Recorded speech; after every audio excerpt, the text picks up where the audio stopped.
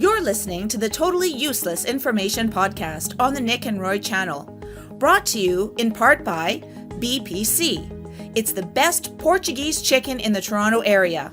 BPC, slinging chickens since 2010. And by DeMarlo Salon and Spa of Naples. Hair, nails, massage, and skincare for more than 15 years at the Naples location. What did the U.S. government do during Prohibition that will shock your conscience? When you're first falling in love, you know that the butterfly feeling you have, it's all wonderful. Well, the French have a different take on it, and I'll tell you more. I'm Nick. And I'm Roy. And we go out of our way to scour the internet for crazy, useless information. And you really don't need. We're really glad that you've joined us for Season 2 for more totally useless information that's out there. So join us. Let's hold hands as we discover more useless information on... Totally useless information. It's everything you never needed to know. By listening once a week, you'll get smarter than you think. The Totally Useless Information Podcast, hosted by Nick and Roy. Well, hello there, and yes. Do you think you could play the other one for them now? Which other one? Which one? The one we just did before that one. Good.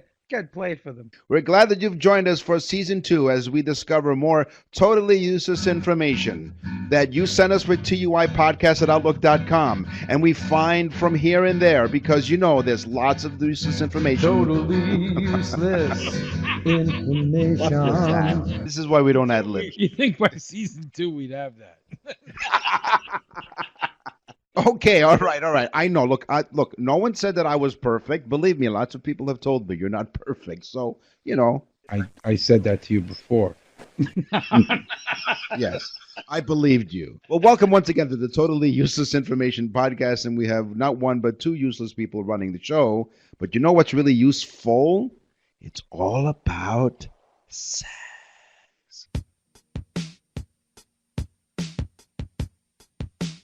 Boom, chicka bow wow, chicka wow wow, boom, chicka bow wow, wow wow, chicka bow wow. Oh yeah, all about sex. We dimmed the lights down low. We lit some incense. We lit a couple of candles. You a tree hugging hippie? No. And then the lawyers came along and said, "Listen, you can do the sex topic. You can do, useless sex facts. But you can't get too graphic, and you have to play this." The following segment of the Totally Useless Information Podcast may be too sultry and too sexy for some listeners. To the rest of you, please keep your hands where we can see them. Nick and Roy are not responsible for any monkey business as a result of this segment. Just so that you know, Roy and I are 1,500 miles apart, so we have no worries whatsoever. Sounds like when you ride a roller coaster and they go, "We need to see your hands." Yes, so hands where I can see them. All right, I'm going to give you my teaser right off the top. Experiencing butterflies associated with falling in love. You know that feeling, those butterflies in your stomach? In France, it means something totally different. It's papillon d'amour, which refers to public lice. No, wait a minute. It refers to pubic lice. I read that wrong. So, yeah, So the butterflies that you associate, meaning like true love and you're falling in love, is that wonderful feeling. But in France, the translation of papillon d'amour refers to pubic lice. Why do the French do this? Damn it. They ruin it for me all the time. I love French fries, though. I love French fries. And like we said, not curly fries. Go on, you were saying. Okay. Adult men and women rarely engage in one act of sex, and that means positions. Mm-hmm. In fact, when asked a group of people, they narrowed it down to 40 combinations. Now, they did not list the combinations. I'm intrigued. What the hell are 40 combinations? I thought I was pretty good. And I can only think of like 25. 25 after 3, I need a nap. According to even thinking about them, you need a nap. thinking, you want me to what? According to a University of Toronto study in 2014, kissing and cuddling and affectionate talk after sex might be just as important as the actual sex in terms of contributing to relationship satisfaction. So, when your significant other insists on cuddling after, according to this study, it will help improve your relationship. Now I'm going to go someplace that's going to shock people. Masturbating in front of your partner is less popular than going solo. Now, 49% of men seem to think so. Okay, I got to ask this question. 49%, that means 51% think it's fun To pleasure themselves, you mean? in front of their partner. Right. To We have a pleasure place themselves. down here in Florida called Masturbate and Tackle. Yes. People stop from all over to take pictures by the sign. I'm sorry I didn't take you there. You would have probably got a kick out of that. And Yeah, you would have probably asked your wife to take a picture, so you're one of the 51%. I would have been hooked. 43% of golfers would trade sex for the perfect swing. What? 43% of golfers would trade sex for the perfect golf swing. See, that's why they got to start playing tennis, because we got all kinds of things, and they're like, love. Love. Unless, of course, unless you're one of the golfers who's also a swinger. Better swing. Yeah, that's what they're talking about, probably, those sick bastard golfers chasing that little white ball around in short pants. What the hell are they wearing spiked shoes for? What kind of physical activity are they doing that they need cleats on? I mean, I can see you playing football and running around like an idiot. You're crashing into each other. What the hell do they do? So they don't fall when they get out of the cart? I'm sorry. So clearly one of the sponsors will not be a golf course here on this Totally Useless Information podcast. I'm sorry. It got me a little upset. So now let me get back on track. It is illegal to buy a sex toy in the state of Alabama. Oh. Yes. In fact, the state of Alabama is the only state left in the United States, 49 other states, it is legal to buy sex toys. But Alabama does not allow sex toys. So Alabama is formally known as the state of frustrated women. Couldn't even get that one out. I know. Apparently they can't either. The word pornographic comes from the Greek. The Meaning- Greek? What does that mean? No. Is this I'm just saying, is this a backwards joke? No, not at all. I'm reading the fact. The word pornographic comes from the Greek. Quote, the writing of prostitutes. It's the writing, like, Dear Diary, today I had a great... Graphic meaning printing, yeah. That's right, exactly. That was a brand new segment we call Say. Boom, chicka bow wow. Chicka wow wow. Boom, chicka bow wow. Wow wow. Chicka bow wow. Oh yeah. On the Totally Useless Information podcast, we recorded that when we were visiting down in Florida. It was a lot of fun. And so we write and produce and perform our own jingles. We're just sick, twisted deviants. Speaking of which, I'm hungry. Hey, everybody, come and get it! Your weekly sweet and savory facts with your 5-star Michelin chefs of Totally Useless Information, Nick and Roy. Come and get it! Clearly, she's from Alabama. You're listening to the Totally Useless Information podcast. I'm Nick. And I'm Roy. Here's something. So up here in Canada, we have milk, of course, and we have milk that's sold in cartons. We have milk that's sold in plastic jugs. But we also have milk that's sold in plastic bags. Eh? By the 1960s, consumers slowly began to shift away from glass bottled milk in favor of jugs and cartons. That's because delivering milk in glass bottles was inefficient and expensive. Plus, bottles were difficult to transport without breaking. In 1967, DuPont introduced plastic bags that could be injected with milk. Its popularity in Canada would skyrocket in 1970 because of Canada's conversion from imperial to the metric system. So it was easier to put milk in plastic bags or easier to sort them out. I think anybody over the age of like 55 can remember getting milk delivered to the house in that little metal box that was insulated. And you'd go get the milk and you take this little foil top wrapper off and it would have cream on the top. That was when milk was really milk. I mean, it was like so thick on the top.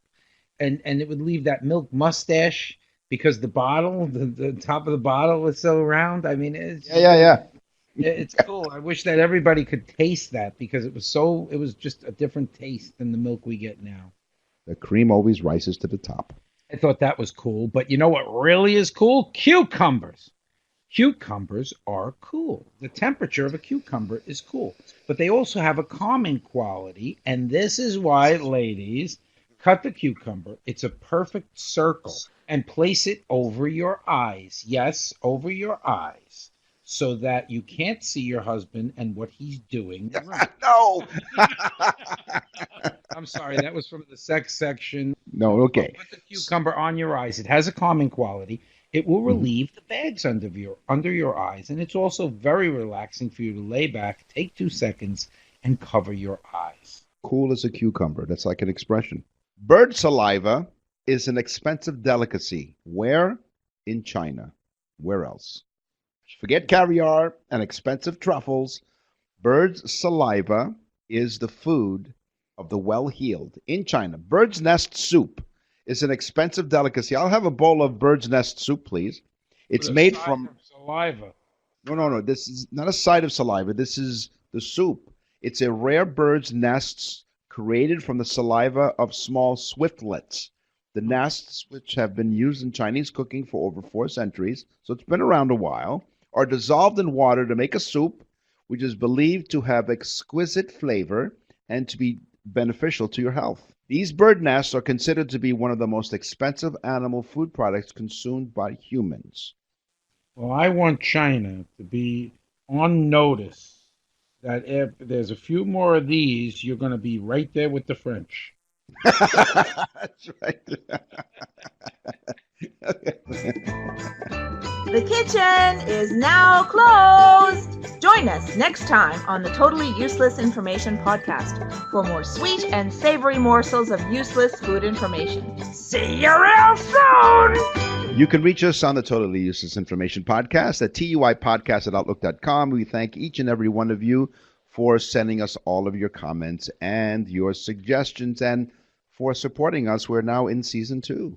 Isn't that cool? Folks, this started off as me and Nick having a crazy idea, and now we have thousands of listeners all over the world. Let's go back in time.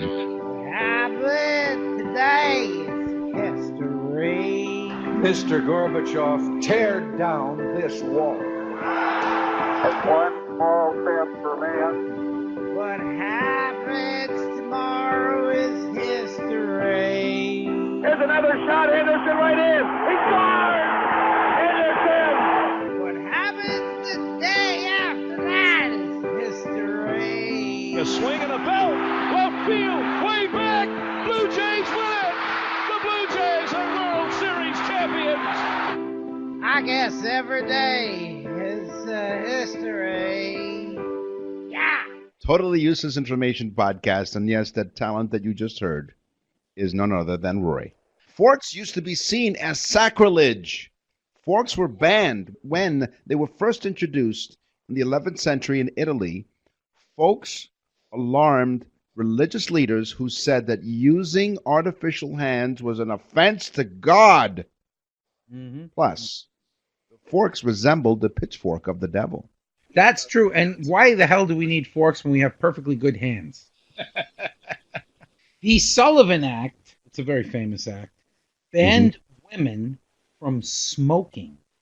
It actually made it illegal for women to smoke, and they would get fined $5 for smoking in public, and then they could be imprisoned if they were repeat offenders.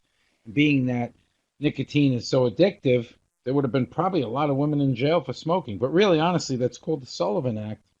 And of course, it was taken off the books later on when they realized they make a lot of money off selling cigarettes to women.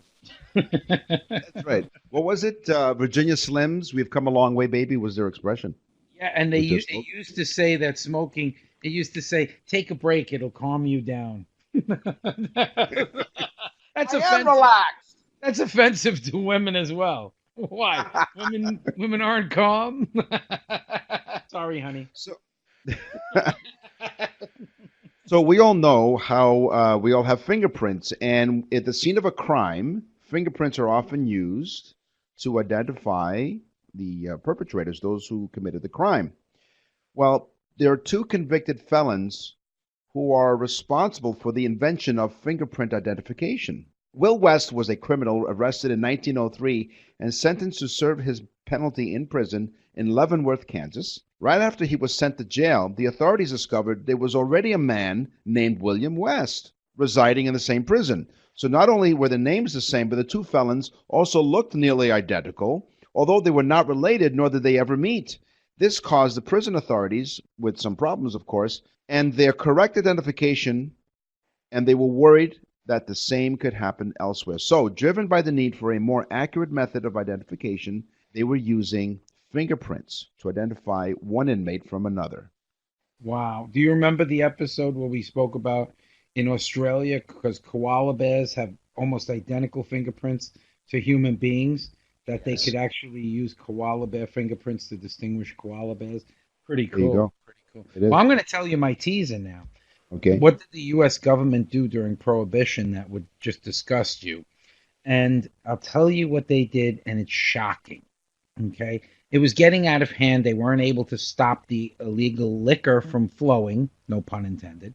So what they did was they said, let's get the barrels of liquor and poison it and put it out into the public and tell people, don't drink liquor because there could be poison in it. Well, by the end of Prohibition, it is thought that they had killed more than 10,000 people died from the poisoning in the liquor. But statistics say that drunk driving went down a lot.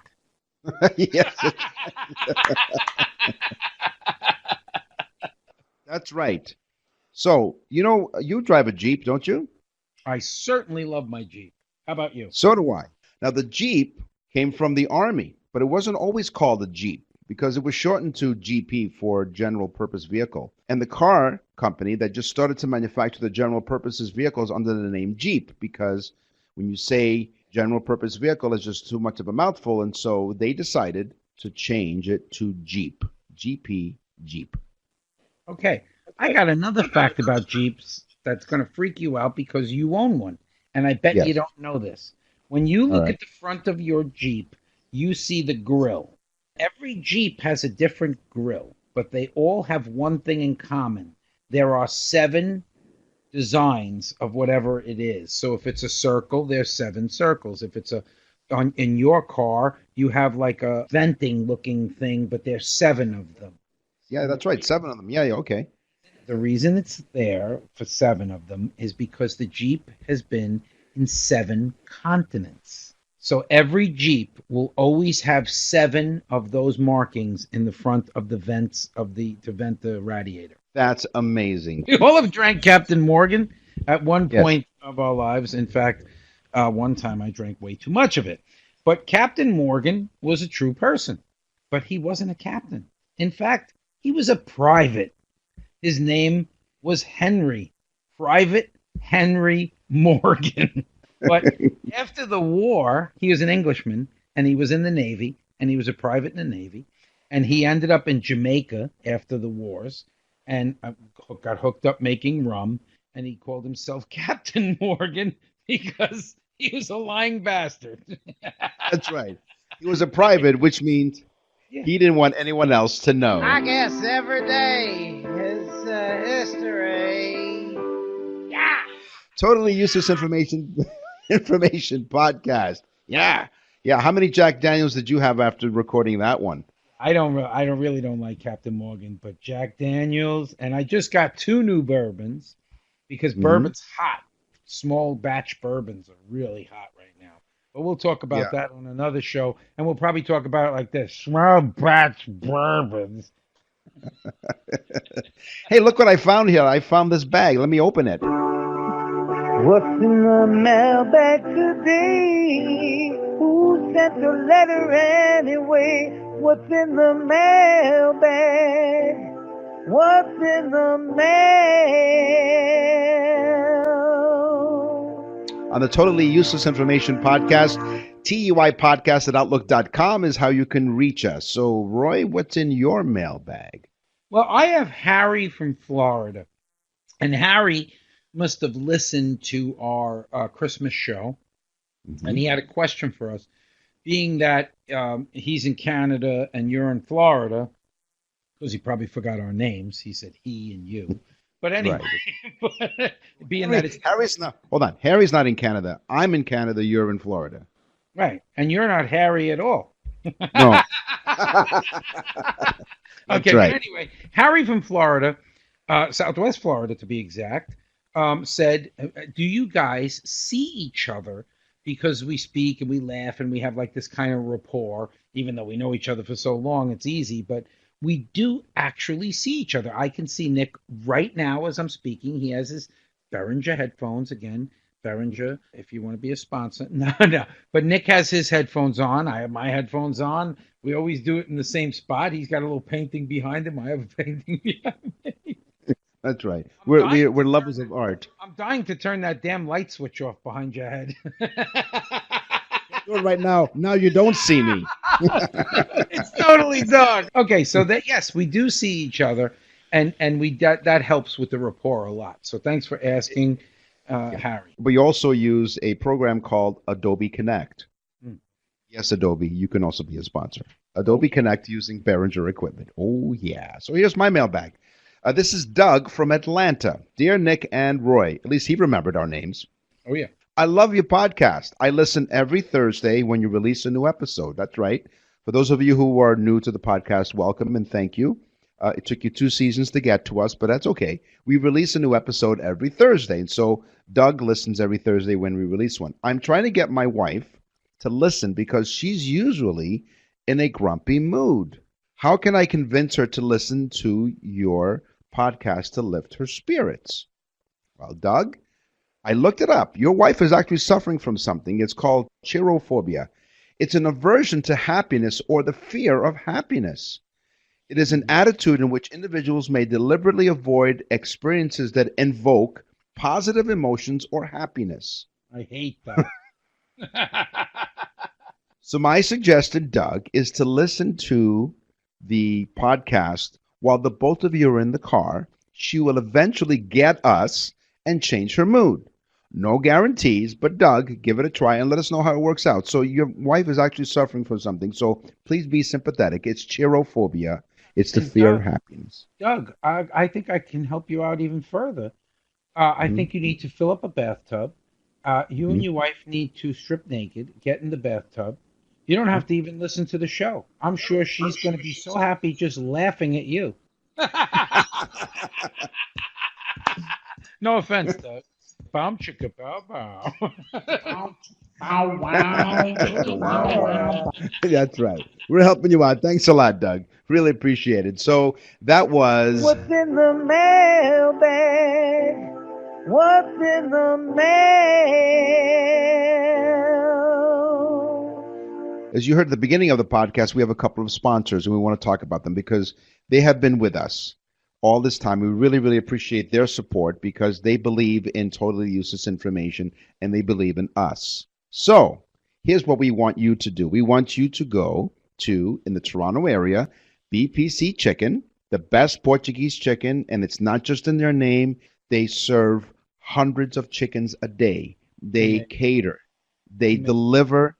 It is amazing. It's just totally amazing. They have family specials 2 days out of the week. Everything is homemade. There are no processed foods at all on the premises. Everything is made. and they are proud of what they serve. Best Portuguese chicken. They're located in Toronto at 942 the Queensway, and they do deliver, like I said, and their catering menu is amazing. Folks, I had the chicken. It's just unbelievable chicken. You have to try it. You have to taste it. And you will definitely be emailing us because it is that good. And I definitely want one of these custard tarts because he keeps talking about it. And now I'm really mad because I want one. And I'm diabetic and I'm still going to eat it. Well, come to the Toronto area. It's 942 the Queensway. Give them a call, 416-255-7177. Check out their website, bestpc.ca. That's www.bestpc.ca. The best Portuguese chicken. They even have vegan and vegetarian options as well. Give them a call, 416-255-7177. BPC, slinging chicken since 2010. Yeah, get some BPC chicken. So we covered animals topics and food topics and history and now sex, and we have many other categories that are coming up. But one of the most popular segments that we do is all about science. Einstein was a moron. Newton was a jerk. Equals nothing in science, science, science. On the Totally Useless Information Podcast, I'm Nick. And I'm Roy. And I got one, Nick, that is just freaky as hell. In Pompeii, the city of Pompeii, they found bathrooms. Now, we all know that the Italians had plumbing and they had bathrooms. But most of the bathrooms were on the second floor of the dwelling. So these people not only had plumbing, they had it on the second floor as well. So if they felt like, I guess, urinating, they had pipes that would run through down to the street level. And so it probably just plopped right out into the street, but who the hell knows? At least got it out of the house. Yes, thank you. Yes. The eruption of the volcano was in 79 AD.